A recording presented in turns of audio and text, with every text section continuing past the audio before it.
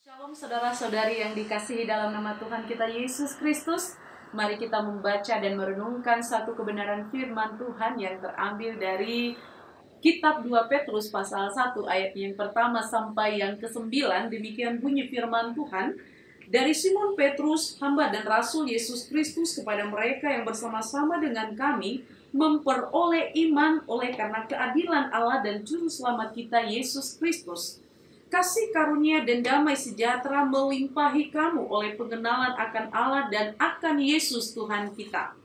Karena kuasa ilahinya telah menganugerahkan kepada kita segala sesuatu yang berguna untuk hidup yang saleh oleh pengenalan kita akan Dia yang telah memanggil kita oleh kuasanya yang mulia dan ajaib. Dengan jalan itu Ia telah menganugerahkan kepada kita janji-janji yang berharga dan yang sangat besar, supaya olehnya kamu boleh mengambil bagian dalam kodrat ilahi dan luput dari hawa nafsu duniawi yang membinasakan dunia. Justru karena itu, kamu harus dengan sungguh-sungguh berusaha menambahkan kepada imanmu kebajikan, dan kepada kebajikan pengetahuan, dan kepada pengetahuan penguasaan diri, kepada penguasaan diri ketekunan, dan kepada ketekunan kesalehan, dan kepada kesalehan kasih akan saudara-saudara, dan kepada kasih akan saudara-saudara kasih akan semua orang. Sebab apabila semuanya itu ada padamu dengan berlimpah-limpah, kamu akan dapat dibuatnya menjadi giat dan berhasil dalam pengenalanmu akan Yesus Kristus Tuhan kita. Tetapi barang siapa tidak memiliki semuanya itu, ia menjadi buta dan picik karena ia lupa bahwa dosa-dosanya yang dahulu telah dihapuskan. Demikian sejauh pembacaan firman Tuhan. Berbahagialah kita yang membaca merenungkan firman Tuhan, dan dikatakan lebih berbahagia kita yang menjadi pelaku firman Tuhan. Amin. Saudaraku yang dikasihi Tuhan, minggu ini dinamakan sebagai Minggu Yudika, yang artinya berilah keadilan kepadaku ya Tuhan. Dari kitab Mazmur pasal 43 ayatnya yang pertama. Dalam bahasa sederhananya bisa dikatakan, adili aku ya Tuhan, atau hakimi aku ya Tuhan. Jikalau aku benar, maka benarkan aku. Jikalau aku salah, salahkan aku. Jika aku sudah hidup menurut kehendak-Mu, maka selamatkan aku. Khotbah hari ini yang terambil dari 2 Petrus 1 ayat 1 sampai 9 bertemakan keadilan Tuhan yang menyelamatkan. Saudara yang dikasihi dalam nama Tuhan kita Yesus Kristus, 3 bulan sudah kasus pandemi COVID-19 mewabah di seluruh dunia. Dan dunia saat ini masih berduka, masih bersedih, meratap dan menangis oleh karena virus yang sangat kecil namun membahayakan. Masih kita tidak tahu kapan ujungnya harus berakhir. Tidak hanya membunuh seseorang, saudara, tapi juga menghancurkan perekonomian dunia secara global, termasuk Indonesia. Banyak segi kehidupan yang ikut berdampak negatif oleh karena virus ini. Meskipun demikian, saudara, apa yang terjadi di dunia dari dulu sampai saat ini, termasuk adanya virus ini, tidak lepas dari pengaruh tindakan dan perbuatan manusia yang berdosa karena pelanggaran-pelanggarannya, kesombongan dan keserakahannya. Dalam situasi yang menimbulkan kesukaran dan penderitaan seperti ini, orang Kristen yang tidak bertumbuh, orang Kristen yang suam-suam kuku pasti akan mundur imannya. Kita tahu bersama bahwa sejak kejatuhan manusia dalam dosa, dunia sudah mulai berjalan melawan Allah.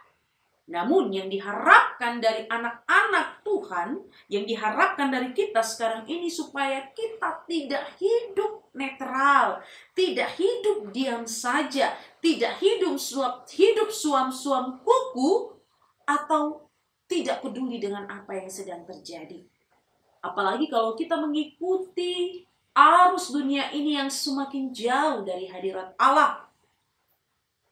Namun orang Kristen haruslah bergerak maju, haruslah bertumbuh di dalam Tuhan. Inilah nasihat Rasul Petrus yang dikhotbahkan pada hari ini. Yang pertama adalah orang Kristen harus bertumbuh dalam ayatnya yang ke-5 sampai 8. Iman orang Kristen yang bertumbuh tentunya akan menghasilkan atau haruslah memberikan keunggulan-keunggulan sebagai seorang Kristiani. Artinya seorang Kristen harus tampil berbeda, harus memiliki ciri khas yang khusus. Harus hidup berbeda dari yang lainnya.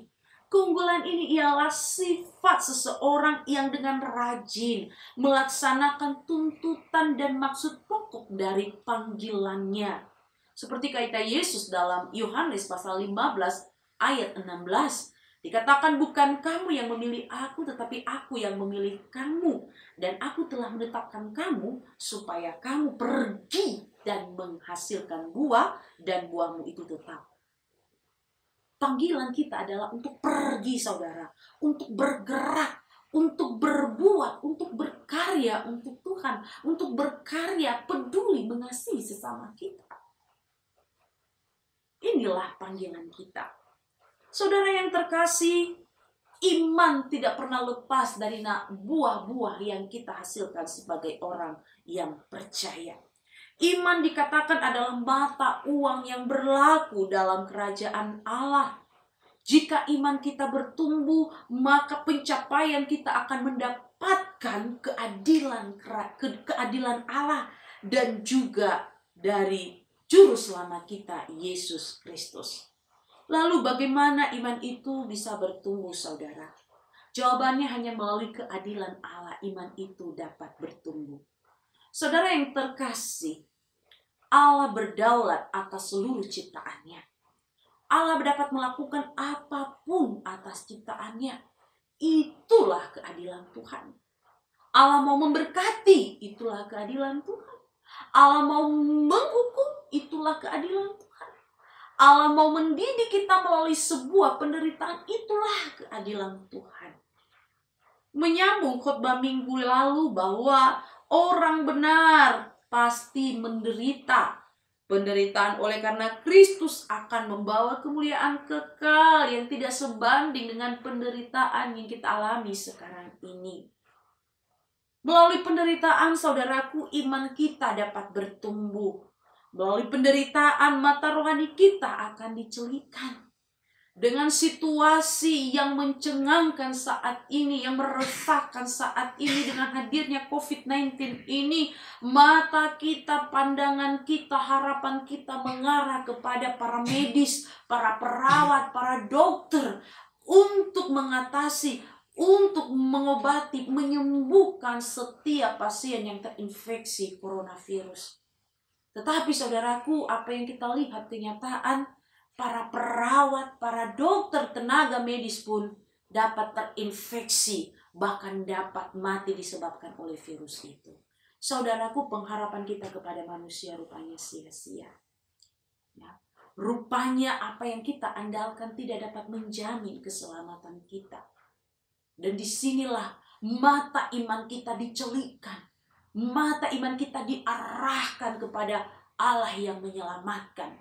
Dalam Amsal 18 ayat 10 dikatakan di sana, nama Tuhan adalah menara yang kuat bagi orang yang benar, dan di sanalah orang benar berlari dan ia menjadi selamat. Di dalam nama Yesus, hanya Yesus yang dapat menyembuhkan, hanya Yesus satu-satunya pengharapan kita. Saudaraku yang dikasihi dalam nama Tuhan kita Yesus Kristus, rupanya iman kita juga dapat dimurnikan dan semakin diteguhkan melalui penderitaan. Bahkan melalui penderitaan kita, firman Tuhan teruji kebenarannya. Di dalam Amsal 17 ayat 22 dikatakan, hati yang gembira adalah obat yang manjur, tetapi semangat yang patah adalah mengeringkan tulang. Saudaraku, penyakit COVID-19 ini rupanya dapat disembuhkan dengan sendirinya oleh imunitas tubuh yang baik. Rupanya imunitas tubuh yang baik itu salah satunya dapat dihasilkan melalui suasana hati yang gembira, suasana hati yang bersukacita, yang semangat. Tidak panik, tidak khawatir, apalagi stres. Justru sebaliknya, kepanikan, kekhawatiran, stres akan membuat tubuh kita tidak berdaya dan lemah. Akan mengeringkan ruangan kita, sehingga kita tidak bisa berbuat apa-apa.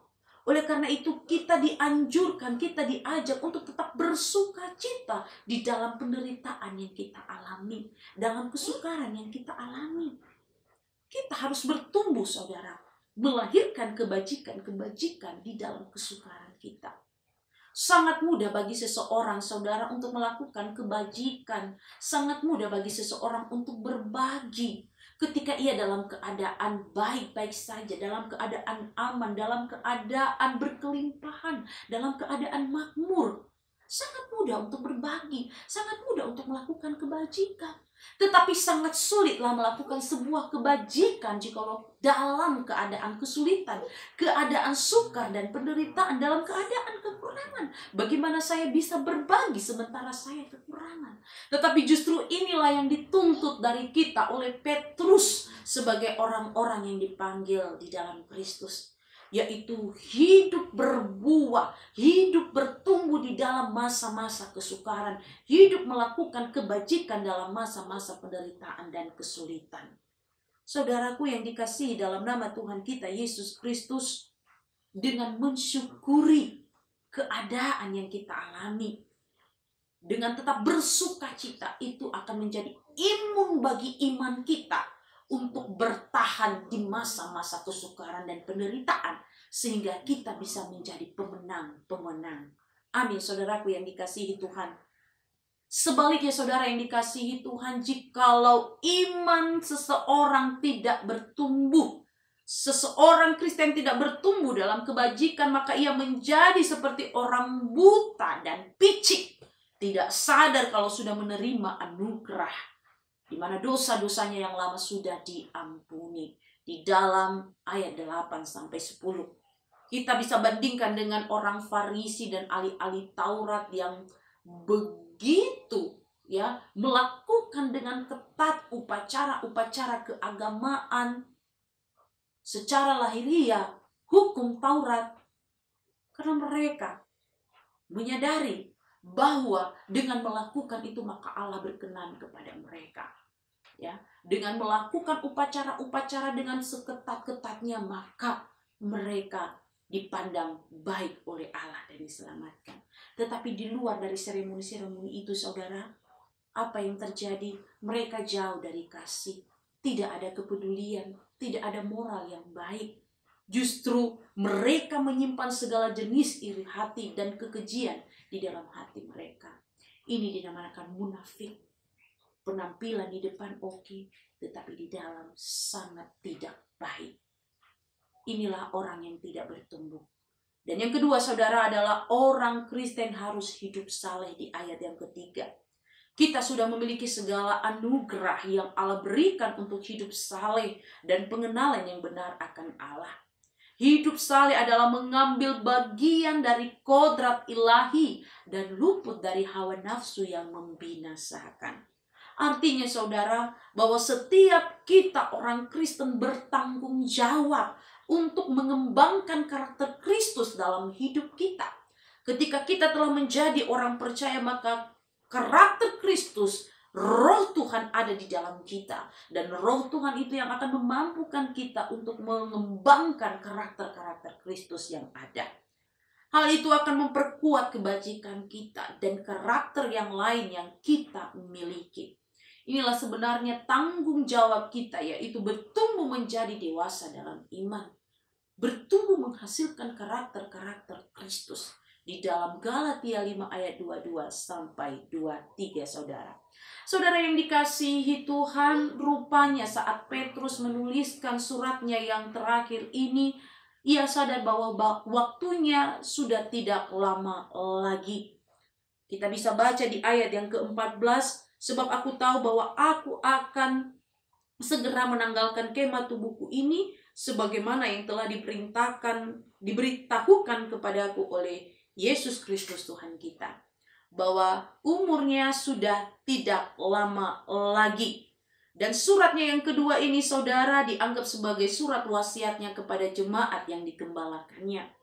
Ia mendorong mereka untuk bertumbuh terus dalam iman, hari ke hari semakin serupa dengan Kristus.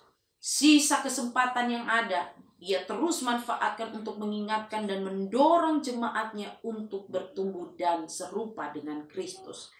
Petrus memberi pengharapan bahwa kalau mereka bertekun dalam panggilan dan bertumbuh, mereka berhak untuk masuk ke dalam kerajaan kekal, yaitu surga di ayat yang ke-11. Inilah keadilan Tuhan yang menyelamatkan itu, saudaraku. Jikalau kita telah melakukan panggilan kita, jikalau kita telah hidup menurut kehendak Tuhan, maka keadilan Tuhan dinyatakan kepada kita. Kita akan masuk ke dalam kerajaan surganya. Demikian juga halnya dengan situasi kita saat ini, saudara. Dengan kita taat dan mematuhi himbauan pemerintah, himbauan daripada para pemuka agama, dengan mematuhi himbauan yang ada untuk memutuskan rantai COVID-19 ini, kita dihimbau untuk melakukan pola hidup, ya, social distancing, menjaga jarak, ya, tidak menghadiri kerumunan orang banyak, kalau boleh mengkarantinakan diri supaya penularan ini terhenti dan terputus dan tidak berkembang.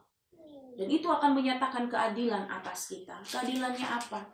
Kita akan bebas terinfeksi. Kita akan tidak mengalami penyakit yang disebabkan oleh COVID-19. Kita akan selamat.